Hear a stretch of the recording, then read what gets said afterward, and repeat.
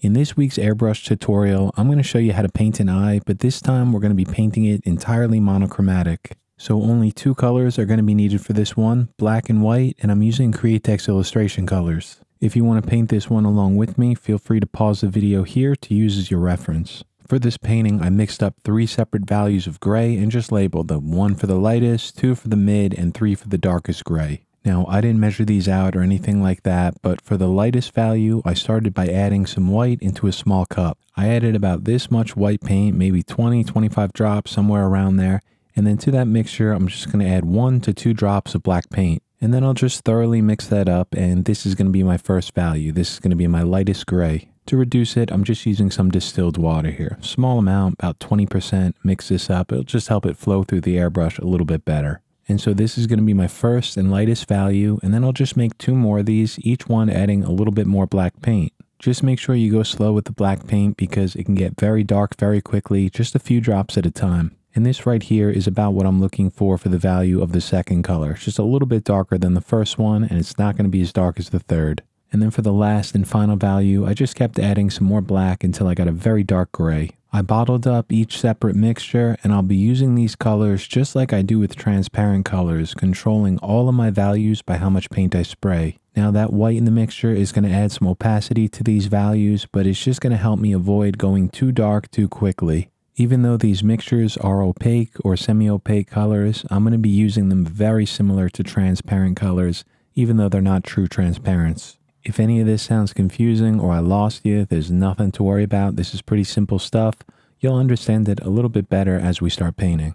I'm painting this one on a smooth piece of MDF that has about 2 coats of gesso on it, and I wet sanded it smooth. Now, if you watch any of my other videos, you'll know that I like to use grids to draw out all of my contour lines. But I know that not all of you guys are a huge fan of that process, so in this one, I'm going to show you another way. We're just going to do a simple graphite transfer here. It's basically just a tracing. I printed out my photo reference on a normal piece of copy paper, and here I'm just filling in the back with some darker graphite. If you want to use this technique, you're going to need to use a softer, meaning a darker pencil, like a 3B or a 4B. And then once that graphite is on the back, I will tape the photo reference to this panel and I'll just start tracing it out. I'm just going to draw over all of my contours. To transfer over that graphite on the back of the paper to the panel, you need to use a harder pencil for this, like a 2H or a 3H. You could even use a ballpoint pen if you'd like. You just have to add a good amount of pressure so that graphite on the back of the paper gets transferred over to that panel. And if you don't want to add graphite to the back, you could use a piece of carbon paper to transfer it over as well.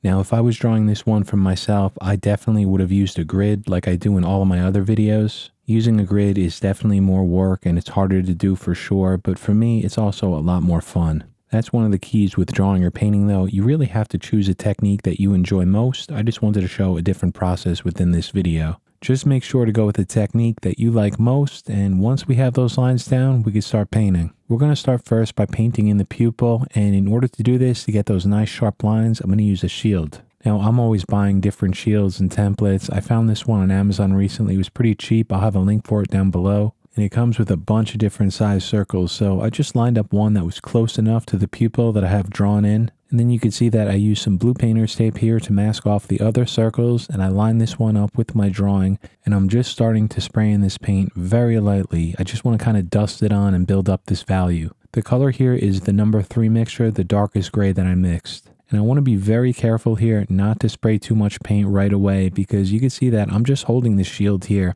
If I spray too much paint, it's going to run underneath that template. And obviously that'll create a big mess. So just go slow, slowly build up this value because we're eventually going to have to get it to pure black. If you look at my completed painting on the left side of the screen, you'll notice that the very top portion of the pupil is in a highlight, so it's not going to be pure black up there. So as I spray this paint, you can see that I'm starting right in the middle, just adding a good amount of this gray in, and then focusing more of the paint toward the bottom of this template. Most of this dark paint is going to go toward the bottom, but I will allow some of the overspray just to kind of dust its way up toward the top of this pupil. And then when I remove that circle template, you can see the shape of the pupil that we're getting here. The top part is just kind of left out. It's a little bit softer, so we could add that highlight in around it. I want to get a sharp transition here between the pupil and the highlight, so I'm using a straight edge. You could even just use a piece of paper for this, and I'm just spraying some of this dark paint underneath into the pupil. I'm starting out by focusing the paint right on that transition point between the shield and the pupil, spraying in some paint, and then just a little bit farther down. Then I'll move the shield up a few millimeters, making sure it's still parallel with that first transition, and dust on a little bit more of this gray paint. At this point, I'm happy with the placement of that pupil, so I'm going to go right back to that shield, and here I'm switching over to the color black. I have this reduced just like before, about 10-20% with some distilled water, and I'm using it to spray into this area to get it really, really dark. Remember, when you're spraying over any sort of freehand shield, template, or even Frisket film, just make sure you spray lightly, get to that dark value by slowly building up layer after layer. And so now this pupil is in place, it's centered within the iris, and if I want to make it larger later on, I can do that. But now this is going to be my guide for painting in the iris. Within the iris itself, there's a lot going on. There's furrows, crypts, freckles, a bunch of things that are just going to add a ton of texture in here. There's also going to be reflections like the specular highlight on the top part of the iris, so we're going to have to render all of that within this painting. The color in my airbrush right now is that second mixture, it's that middle gray color. And what I'm doing here is just adding a bunch of small lines that just kind of outline or contour the pupil itself. While I'm doing this, the airbrush is spraying the whole time. I'm just pulling back the slightest amount on that trigger, and you can see that I'm kind of jiggling the airbrush. I find myself doing this pretty often when I'm trying to paint in some natural looking texture. I just slightly jiggle the airbrush back and forth, and what I get is kind of like a squiggly pattern painted in. If I just work my way around the pupil very tight, close to it, I can get a pattern that almost looks like a bunch of little lines. And now in order to define those lines, sharpen them up even more, I'm switching over to an ink eraser. This is a Staedtler Mars Razor. I'm painting on a smooth surface here, Createx illustration colors, so very, very easy to erase. And then I'll just work my way in here, pulling out a few highlights to make it look like some lines. Now I want to start adding the texture within the iris itself, so I'm going to work my way here from the outside of the eye toward the limbal ring and work my way in toward that pupil. I'm going to paint this in freehand, and what I'm doing here is I'm starting with this line that I'm circling on my completed painting and just lightly painting it in, dusting it in. You can see I'm doing the same thing by just shaking my airbrush very slightly to get a natural pattern there. Before I go any further, I want to define the outline or the contour of the iris itself, where the limbal ring is going to be. The limbal ring is that dark ring that you'll see along the outside of the iris. You're not going to see that on every person. You'll usually see it on infants and babies. As we get older, it tends to fade. So I'm going back to that circle template. This one has a few larger circles on it, and I'm just looking for one that fits this iris close enough. This way I can set that separation, that defining edge between the limbal ring of the iris and the sclera, which is the whites of the eye. And I still have the same color in my airbrush, that number 2 gray mixture, and I'm just lightly dusting this paint along the edges here. I'm not looking to spray in the full iris yet, just the lower right hand side, the part that I'm working on, just to set the boundary between the iris and the sclera. And then when I remove this circle template, you can see just how lightly I dusted this paint on. It's just going to be a guide. It's not really painting it in yet. We'll get to that later. So now I'll start on the outside toward that limbal ring and then work my way straight up into the pupil. For the majority of these textures, it's going to be very important to direct them from the center of the pupil straight out. One way that you could think about painting in these textures is think of the hands of a clock. Starts in the center and goes straight out toward the edge of the iris. If you start adding in some of these textures in some crazy angles like I'm showing here, the iris is going to look strange. It's not going to look right. So I'm always thinking about that. I'm starting on the edge toward the limbal ring and then just trying to direct those lines straight into the center of the pupil. Now, that's not always going to be the case within the iris. There are, of course, going to be some textures that veer off in some different angles. But for the majority of these, they're going to radiate from the center of the pupil directly to the edge of the iris. I'll use my ink eraser just to help sharpen up a few of these lines. I'll be using this eraser a little bit later on to add in some of the highlights, but for now I'm just using it to sharpen up these lines. From here I'm going to go back to my circle template and line it up with the right side of the iris. And just like I said before, I want to slowly build up to this value. I know the edge of the iris, the limbal ring, is going to need to be very dark, but I'll eventually get to that. I don't want to build it up too quickly. So still using this number 2 gray mixture, I'm just lightly spraying in this paint along the edge. You could also see here that I'm angling my airbrush from the right side of the canvas to the left side. The reason that I'm doing this is just to direct the overspray toward the left, so none of the overspray is going to get to the right side of this template. If I sprayed it directly on here, the right side, that sharp edge of the template, would be transferred over to the canvas. So I don't want that. If I direct it to the left, that's also the direction that the overspray is going to go. So it just helps kind of mitigate any of the overspray to the right side. And you can see here how slowly I'm doing this in real time. I'm also kind of shaking my airbrush a little bit just to add some subtle texture in there. And when I remove the template, you can see what we get here. It's just like a very light halo around the outside of the iris.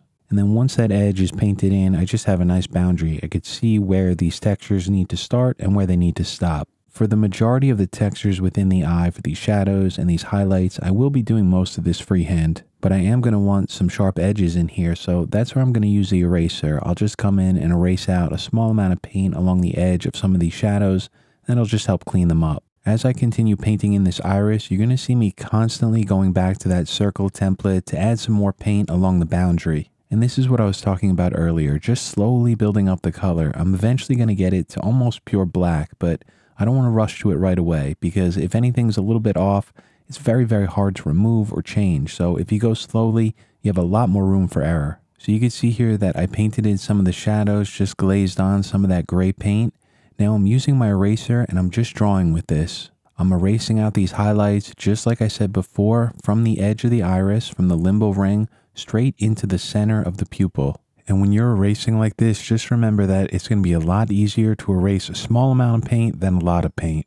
So now that I have some of this texture in, I'm going to start adding a darker value. So what I'm doing here is switching over to that number 3 color mixture. And even though, yes, this definitely has some opacity in it because it's mixed with white, I'm still using it like a transparent color, meaning that I'm controlling my values by how much paint I spray. I'm holding the airbrush pretty close to the surface and I'm just kind of dusting this paint on. It's going to be a little bit darker because it has more of that black in it, but in no way am I spraying this at 100%, just a small amount of paint. If I need it to be a little bit darker, I could spray a bit more. So once I get those shadows in, which radiate from the center of the pupil out toward the edge of the iris, I'm going to use that eraser to do two things. One is to clean up some of these edges, make them sharper, and the second is to draw in some of the highlights, some of the bright areas within this iris. Now there's zero tricks to any of this. It's essentially just adding some of that pigment, spraying on a few small lines, and then erasing out the highlights in between. And so this is where your observation is going to come in, your drawing skills, meaning how well you can see your reference in comparison to your actual painting.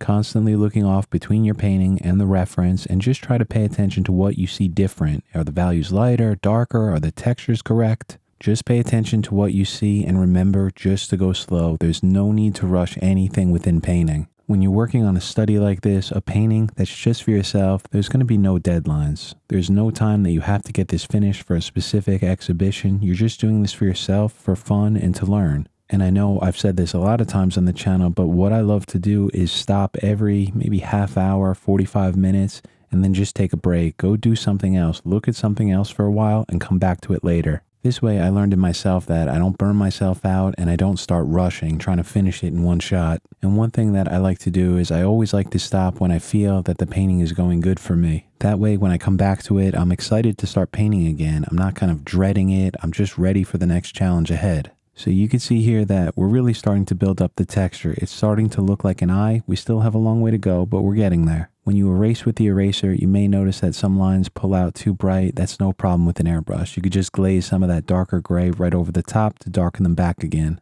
And that's exactly what I'm going to do here. The right side of the iris is way too bright, but I have a good amount of texture in there that I want to keep. So I'm going back to that circle template with that dark gray in the airbrush, and I'm just lightly spraying this over that area. And you can see that we didn't lose any of that texture underneath. It stayed there, just got a bit darker. So let's move along to the top part of the iris, just above the specular highlight. If you look at the left side of the screen of my completed painting, you'll see that this area is extremely dark. It's basically pure black. So what I'm doing is using a freehand shield that has kind of like a crescent shape, and I'm just dusting on that number 3 gray mixture. The goal of this, just like before, is not to fill it in fully black right away, just to kind of map it in, set it in place of where it's going to be. You'll notice on my completed painting that there is this very dark band, this dark shadow on the top part of the iris, and there are a few highlights in there. Just a few dashes of some specular highlights, and then right underneath that, the iris itself is reflecting some of the eyelashes. So what I want to do here is start painting in that curve, that transition point between the upper eyelid and the top part of this iris.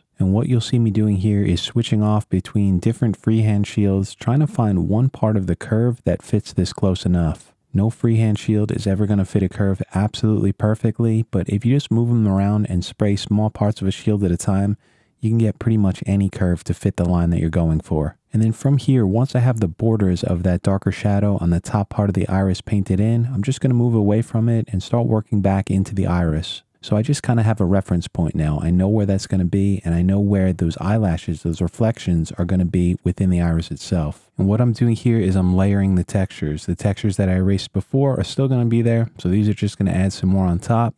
Once these are in, right back over to that dark paint, start spraying it over to the right side. Moving along to the left side of the iris, I'll use the airbrush freehand, holding it very close to the surface, spraying in a few lines. And just like I said before, I'm trying to make sure that these small lines radiate from the center of the pupil right out to the edge of the iris. And because I'm holding the airbrush so close to the surface and spraying such a minuscule amount of paint, I don't really need to worry about any of that overspray getting onto the sclera, the whites of the eyes. And then once I have some of those in, I'm just going right back to that circle template like before, spraying in the edges to help darken them up. I'll switch back over to an eraser here, and the first thing I'm doing is just lightening up the edge, the top part of that pupil. You can see that the top part is in that specular highlight, so it needs to be much lighter than it is now. So while I'm using this eraser, I can just kind of blend the top part of this pupil into the specular highlight. Where I want it lighter, I'm just using more pressure on this eraser. I'll also try to clean up some of that overspray within the specular highlight, and then from here, I'll just start working my way into the iris again, adding texture where I feel like it's needed.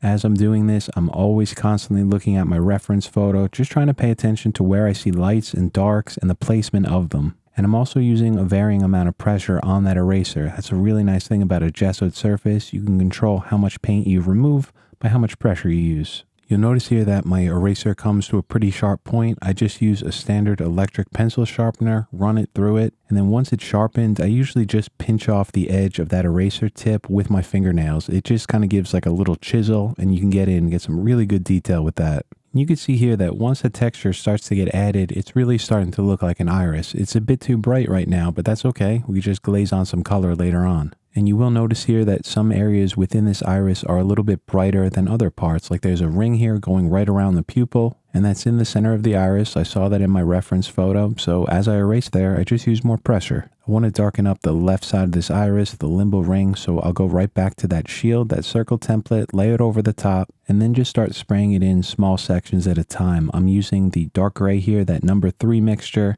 And again, I'm not just hosing it on, just a light amount, layer after layer. So at this point, most of the iris is done, but we need to start adding in the shadow along the top, just below that upper eyelid. I'm using a shield with that number 3 dark gray mixture, just spraying in the lower part of the shadow, that transition between the shadow and the specular highlight just below it. For some of the bright highlights along the top part of it, I'm going to use my electric eraser. And what I'll do here is just lightly touch it to the panel, pulling out a few of those dashes. And then I'll go back to my stick eraser and draw in a few of those thin dashes at the lower part of the shadow. And then I'll just go back over to a freehand shield, one that fits this curve close enough, and I'll just spray in that transition between the upper eyelid and the iris. And you'll notice that while I'm doing this, some of those eraser marks that we just pulled out with that electric eraser are going to get covered up. That's okay, that's no problem. I could still see some of them there, so what I'll do later on is use an X-Acto blade to pull them out sharper. And finally, before going into work into that specular highlight and add the reflections of the eyelashes, what I'm going to do here is just add one final layer, one more passing with that eraser over the top of the iris to add some more highlights. And then I'll go back to the airbrush with that number 3 gray mixture and start spraying in some more of the shadows, just kind of build up the contrast within this iris.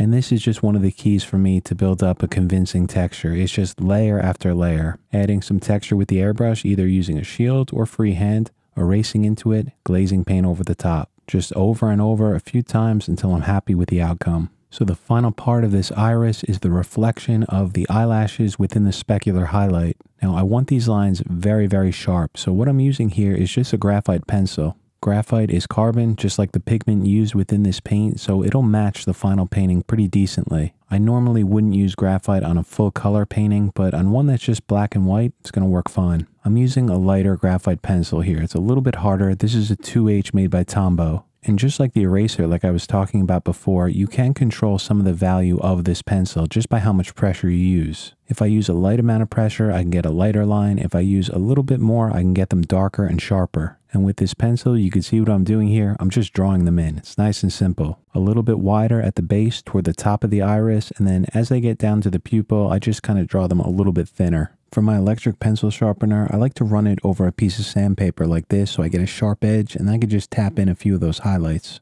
And at this point, that's pretty much it for the iris. Some of the values are probably a bit too bright right now, but we could darken them up later on. In next week's video, we'll be finishing this one up, painting in the rest of the eye. And I'll show you how I painted in everything that you see on the completed painting on the left side of the screen, like those blurry eyelashes and some of the texture within the sclera. Before I go, I want to say thank you so much to the support from the channel members who really help keep this channel going. I'd like to welcome Nico and Sherry. Thank you guys so much for joining and welcome to the channel. I hope you enjoyed this week's video, and next week we'll just be finishing this one up. So thanks again, guys. I'll see you then.